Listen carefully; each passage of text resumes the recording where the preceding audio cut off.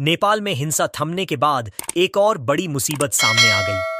हिंसा के दौरान नेपाल की जेलों से करीब 14,000 छोटे बड़े और खतरनाक अपराधी फरार हो गए।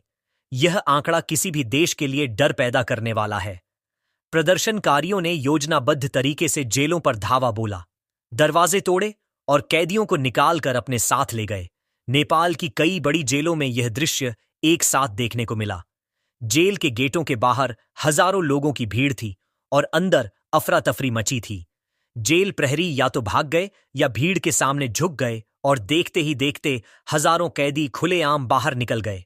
अब यह सभी अपराधी नेपाल के अलग अलग इलाकों में छिप गए हैं। कई तो नेपाल से बाहर निकलकर भारत में घुसने की कोशिश कर चुके हैं। यह खतरा सिर्फ नेपाल के लिए नहीं बल्कि भारत के लिए भी है। भारत की सशस्त्र सीमा बल ने नेपाल से भागे 60 से अधिक कैदियों को उत्तर प्रदेश, बिहार और बंगाल की सीमाओं पर दबोच लिया है। बताया जा रहा है कि नेपाल की जेल में बंद एक बांग्लादेशी कैदी अब्दुल हसन भी भारत में घुस आया था, जिसे पकड़ लिया गया है। इस खतरे को देखते हुए भारत सरकार ने नेपाल सीमा को सील कर दिया है। अब नेपाल से भारत आने वाले हर व्यक्ति की कड़ी जांच हो रही है और सिर्फ उन्हीं को एंट्री दी जा रही है जिनके पास सही दस्तावेज हैं।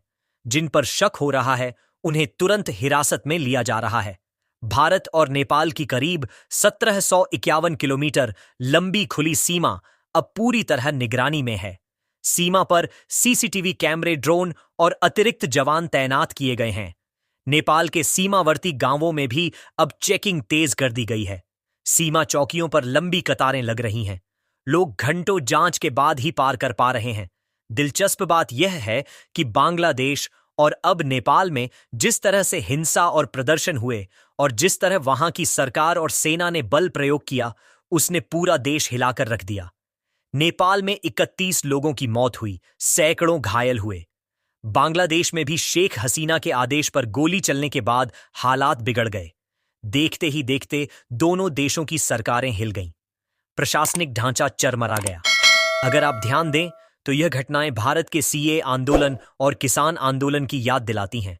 जब शाहीन बाग हो या महीनों चला किसान आंदोलन, वहां भी उपद्रव हुआ और लोग पूछने लगे कि मोदी सरकार कार्रवाई क्यों नहीं कर रही। क्या सरकार डर गई है? यहां तक कि लाल किले पर भीड़ चढ़ गई। तब भी कई लोग पूछ रहे थे कि गोली क्यों नहीं चलाते। लेकिन मोदी सरकार ने समझदारी दिखाई। वह जानती थी कि अगर बल प्रयोग किया तो हालात नेपाल और बांग्लादेश जैसे हो सकते हैं। यह लोग चाहते ही थे कि सरकार गोली चलाए ताकि देश में आग भड़काई जा सके और अंतर्राष्ट्रीय मंच पर भारत को बदनाम किया जा सके। विदेशी फंडिंग तक इन आंदोलनों को मिल रही थी। शाहीन बाग पर कब्जे के दौरान बाहर के गैंग्स तक शामिल थे। बिरयानी से लेकर लॉजिस्टिक तक सब बाहर से दिया जा रहा था। लेकिन सरकार ने संयम रखा। इसीलिए सारे प्रदर्शन धीरे धीरे ठंडे पड़ गए और देश बच गया। अब नेपाल और बांग्लादेश में जो कुछ हुआ उसने साफ कर दिया कि लोकतंत्र में संयम ही सबसे बड़ी ताकत है। हिंसा चाहे कितनी भी उग्र क्यों ना हो, अगर सरकार समझदारी और रणनीति से कदम उठाए तो हालात को बिगड़ने से बचाया जा सकता है। भारत ने यह कर दिखाया और यह भी साबित कर दिया कि पड़ोसी देशों के हालात का असर भारत पर सीधे पड़ सकता है। इसीलिए अब सीमा सुरक्षा पर और जोर दिया जा रहा है। नेपाल में भागे कैदियों के चलते भारत के गांव-गांव में अलर्ट जारी कर दिया गया है। कई राज्यों की पुलिस ने लिस्ट बनाई है किस तरह के अपराधियों के घुसने की आशंका है। सोशल मीडिया पर भी लगातार नजर रखी जा रही है। खुफिया एजेंसियां एक्टिव हो गई हैं।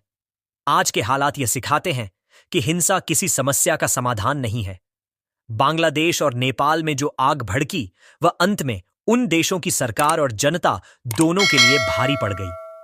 वहीं भारत ने इनसे सीख लेकर शांतिपूर्ण तरीके से कानून और व्यवस्था बनाए रखी और पूरे देश को सुरक्षित रखा।